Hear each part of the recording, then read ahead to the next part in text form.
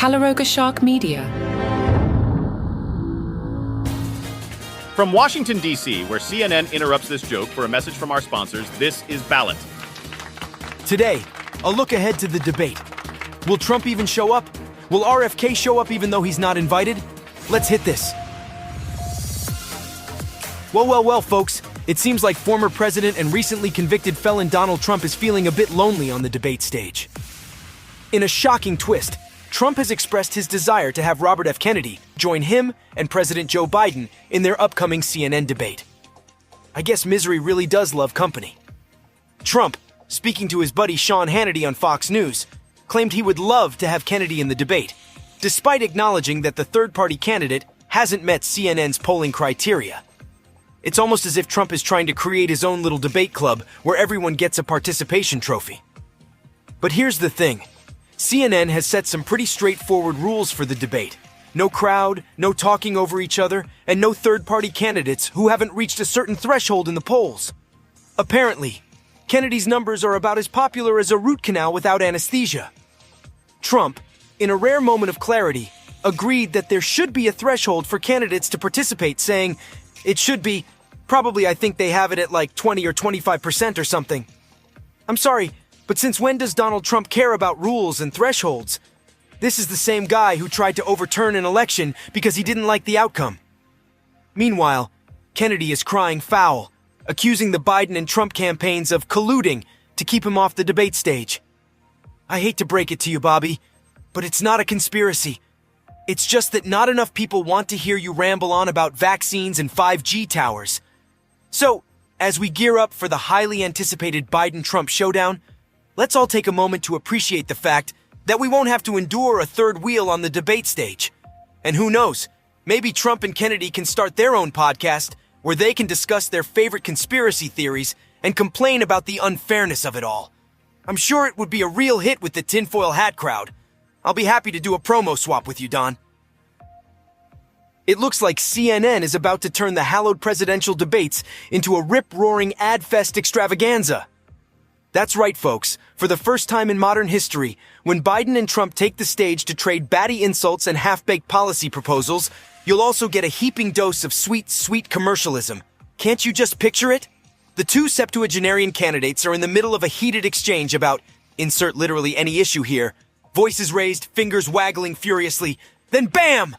We cut to a grizzled cowboy telling you that only Cialis can give you the recharge you need after watching these two relics go at it. It's almost poetic, really. The clashing of democracy's ideals against the crass realities of corporate media's balance sheets. Though I guess we should just be thankful CNN didn't go for full-blown idiocracy-style immersion by having Gunny from the Hunger Games pop up and try to sell us a latte between Biden's signature gaffes. Baby steps, America. But hey, you can't really blame CNN for cashing in on this prime ad real estate. Have you seen their ratings lately? Sadder than Kevin McCarthy's latest public humiliation. If slapping some truck commercials in between Don and Joe's verbal spitwads helps CNN's bean counters sleep at night, so be it. Though the real comedic potential comes from imagining the other networks trying to monopolize the commercial windfall. Just picture Fox News selling exorbitantly priced spots to, I don't know, tactical sunglasses companies and Dr. Oz's latest snake oil panacea. Guaranteed they'd bill it as the premium, fair and balanced advertising experience. And can you imagine the field day MSNBC would have scoring ad revenue from every Ben & Jerry's franchise and Subaru dealer within shouting distance? It would be a crunchy capitalist dream come true. Then again, we all know the real winners here are the American public, who finally get to experience the grand tradition of presidential debates, enhanced by the same crass consumerist spectacle as literally every other aspect of modern life. So grab some popcorn, folks. This debate's gonna be a real crap show. But let's give CNN some credit for at least laying down a few ground rules to maintain a bare minimum of credibility, like banning other networks from peppering in their own biased hot take farts between commercial breaks. Sure, it's a low bar, but these days I'll take any shred of impartiality I can get from the media industrial complex. So get ready to be advertised at like never before when Biden and Trump hit that debate stage. America. Hey, at least we're guaranteed some comedy between the gaff-tastic stumbles and deranged ramblings from the two leading contenders. Just be sure to stay hydrated and please, no flash photography during the Cialis ad breaks.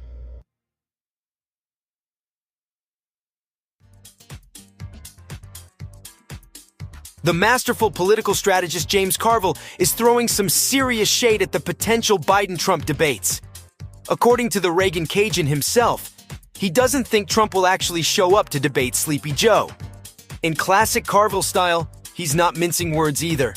As he told Bill Kristol, and I quote, "Trump doesn't do anything that's not in his perceived self-interest."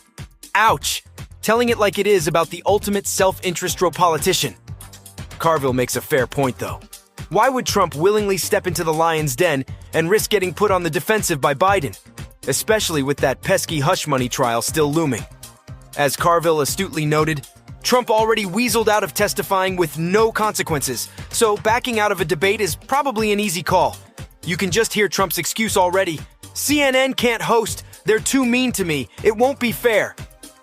Evoking his perpetual victim narrative to wiggle out of yet another obligation? Smooth move, Mr. President. But let's be real. Does anyone actually think Trump relishes the idea of being fact-checked and challenged in real time on a debate stage?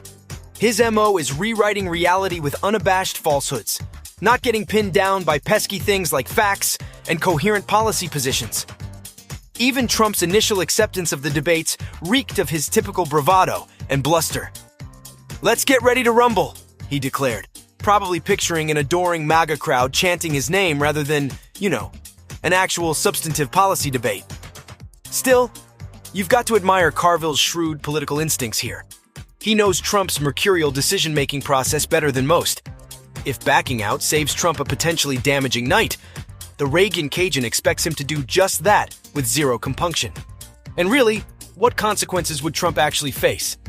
His base would probably eat up the rigged debate narrative, and he's already demonstrated a Houdini-level ability to escape accountability scot-free. Of course, we've seen this movie before from Carville, whose candid too many preachy females comments about Democrats drew plenty of blowback recently. But you can't accuse the guy of pulling punches. Love him or hate him, James Carville is bringing that signature Louisiana spice to his predictions for the 2024 debates. My gut says he's probably right. Trump may just decide the risk isn't worth the potential reward of getting embarrassed on national TV by old Joe. Maybe if Trump doesn't show up, CNN will let RFK debate so they can still run the commercials. Portions of today's program were created with the help of AI. Maybe CNN could offer a commercial-free version of their show like we do. Check the show notes for details.